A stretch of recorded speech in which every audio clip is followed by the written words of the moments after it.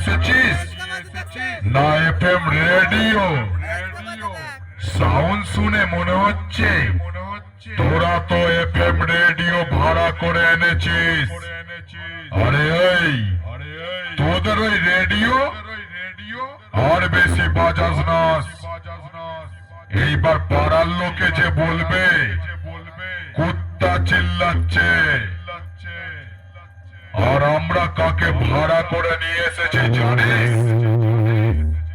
সে হলো এই সাউন্ড জগতের ভগবান। তাই তো তোদের সব কটাকে সাবধান করে দিচ্ছি, আমাদের সঙ্গে বেশি টক্কর নিতে আসে